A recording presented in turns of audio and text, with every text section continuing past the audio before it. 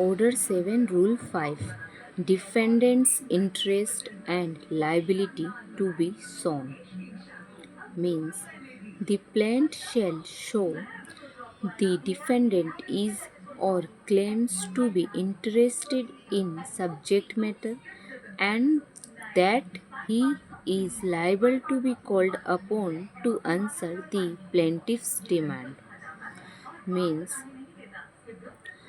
जब प्लेंटिफ अपने प्लेंट में डिफेंडेंट को as a party as a defendant add करता है तो उसे ऐसे डिफेंडेंट को पार्टी बनानी होगी अपने प्लेंट में एज अ डिफेंडेंट जो उसके क्लेम के लिए लायबल हो, जो इंटरेस्टेड हो उस सब्जेक्ट मैटर से उसके क्लेम के लिए and that he is liable और वो डिफेंडेंट लाइबल हो उसके डिमांड को फुलफ़िल करने के लिए और उसके क्लेम के लिए। सो ऐसे पार्टी को हमें डिफेंडेंट बनाना है अपने प्लेंट में। जैसा कि हमने ऑर्डर 1 रूल 3 में पढ़ा था, who may be joint as a defendant. So unnecessary party को हमें डिफेंडेंट नहीं बनाना है, जो नेसेसरी पार्टी है एज अ डिफेंडेंट उसे हमें अपने प्लेंट में एज अ डिफेंडेंट ऐड करना है। फॉर एग्ज़ाम्पल मान लेते हैं ये y है और ये x है। x जो है प्लेंटिफ है जिसने y के अगेंस्ट सूट फाइल किया, ये है डिफेंडेंट।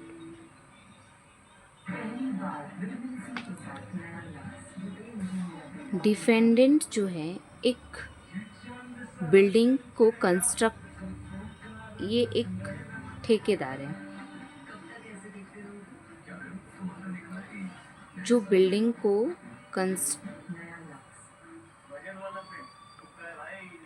कंस्ट्रक्शन कर रहे हैं। तो प्लेंटिफ ने इस डिफेंडेंट के अगेंस्ट एक सूट फाइल की, उसने अपने प्लेंट में इसे एज ए डिफेंडेंट पार्टी बनाया। डिफेंडेंट ठेकेदार है, ये कंस्ट्रक्शन कार्य कर रहा है इस बिल्डिंग में, एक बिल्डिंग में, ठीक है।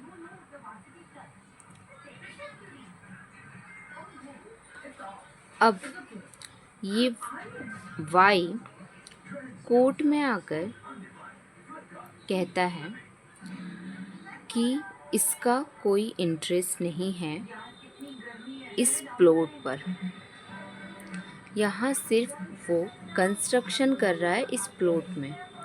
अगर कोर्ट चाहे तो स्टे ऑर्डर दे सकता है, मैं कंस्ट्रक्शन रोक दूंगा, बट मेरा इसमें कोई इंटरेस्ट नहीं है। एक्चुअल पोजीशन में जो है वो है जेड, ठीक है।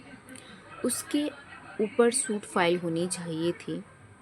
मैं तो सिर्फ एक ठेकेदार हूँ, इस बिल्डिंग की कंस्ट्रक्शन कर रहा हूँ, मुझे इसके लिए पैसा मिलता है, मैं कंस्ट्रक्शन कर रहा हूँ। अगर आप स्टे ऑर्डर दोगे तो मैं इस बिल्डिंग की कंस्ट्रक्शन रोक दूँगा। अगर आपको लगे कि इस बिल्डिंग की कंस्ट्रक्शन सही से नहीं हो रही है तो आप चाहो तो आप स्टे ऑर्डर दे सकते हो। ऐसा इसने कोर्ट में आकर बोला, इसमें इसका कोई इंटरेस्ट नहीं है इस बिल्डिंग से। तो एक्चुअल जो पार्टी होनी चाहिए थी कौन है? जेड। जेड तो यहाँ पर बच जा रहा है, उसके ऊपर कोई सूट इंस्टीट्यूट नहीं हुई है। कोर्ट अगर चाहेगी तो इस प्लेंट को रिजेक्ट कर सकती है इस ग्राउंड पे कि ये अननेसेसरी पार्टी है जो सूट में ऐड नहीं होनी चाहिए थी।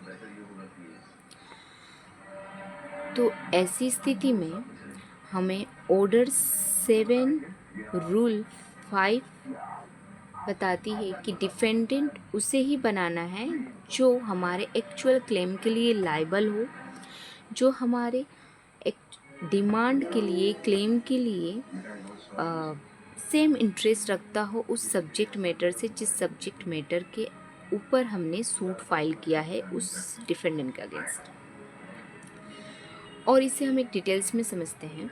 7 रूल 5 में डिफेंडेंट्स इंटरेस्ट से हमें क्या समझ आता है?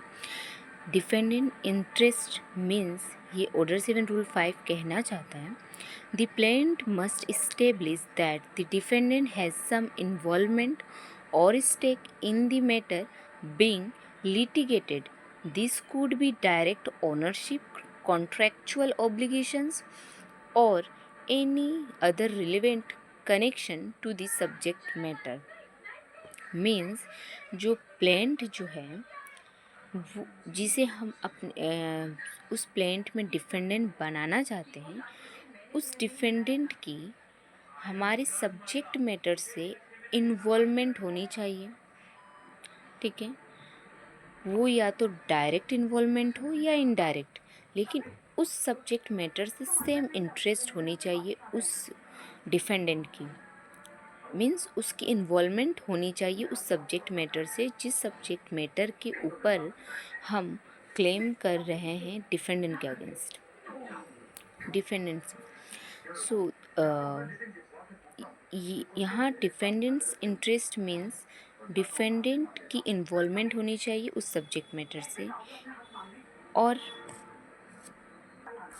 liability to answer means the plaintiff must also show that the defendant is legally obligated to respond to the plaintiff's claim.